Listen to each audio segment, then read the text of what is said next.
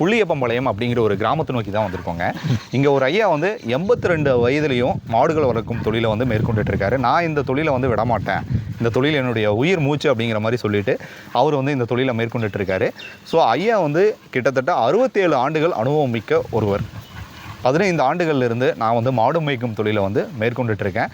இந்த மாடுகள் தான் என்னுடைய ஒரு உலகம் அப்படிங்கிறத பதிவு பண்ணியிருக்காரு. ஐயா கிட்ட சில வார்த்தைகள் கேட்கலாம். ஐயா வணக்கங்கய்யா. வணக்கங்க. நல்லா இருக்கீங்களா? நல்லா இருக்கு. 82 வயசுலேயே நீங்கள் வந்து நல்லா இருக்கிறதுக்கு காரணம் நீங்கள் விவசாயம் பண்ணுறது தான். ஆமாங்க. இப்போ இருக்கிற சந்ததியினர் 82 வயசு வரைக்கும் இருக்க முடியுமா?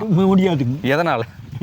அது சாப்பிட்ற உணவு நிலைங்க, உணவு பழக்கம் தான். அந்த காலத்துலங்க எங்கள் அம்மா ரக்கரி பிடிங்கிட்டு வந்து களி கிளறி களி கொடுத்தா கிளீனாக சாப்பிடுவோங்க. இன்னைக்கு என்ன ஆகுதுங்கன்னா அந்த அரிச்சா துண்டுட்டு நல்லா காலை வந்து போகிறாங்க. அதோட என்ன பண்ணுறாங்கன்னா கோட்டரை அடிச்சு பழகிட்டாங்க. மக்க பூரா 50 வருஷம் இருக்கிறவன் 35 வருஷத்துலேயே சாகுறான். 2 தயிரையும் ஒன்று ஊற்றி சிலுப்பி வெண்ணெய் எடுத்துட்டு மோர் வச்சுக்குவோம். மோர் நாங்கள் சாப்பிட்டுக்குவோங்க, வெண்ணெய் நெய் வேவிச்சு சாப்பிட்டுக்குவோம். ஆனால் இப்போ இருக்கக்கூடிய சந்ததிகள் எதாக இருந்தாலும் போய் வெளியே தான் வாங்குறாங்க. ஆமாங்க, எல்லாம் நோகாம பிழைக்கிறாங்க. இப்போ இந்த சாணி வலிக்கணும், இந்த மாட்டுக்கூட்ட போகணும், அட நம்ம சரட்டு போட்டு போனோம்னா அந்த மாடு வால் அடிச்சு நான் சரட்டு வாங்கி போகுமா அப்படிங்கிற நிலைமையில் இன்னைக்கு ஓடிட்டு இருக்கு. வெளியே போய் பழகிட்டாங்க, சம்பளம் நல்லா கிடைக்குது, நோகாமல் பிழைச்சிக்கிறாங்க. அதான் விவசாயம் இல்லைன்னு கிடந்துட்டு போகுது அப்படிங்கிறேன். இன்னும் கொஞ்சம் நாளில் ஒன்று விவசாயம் இல்லாமல் சோத்தை இன்னும் வாங்கினா அது தெரியாது.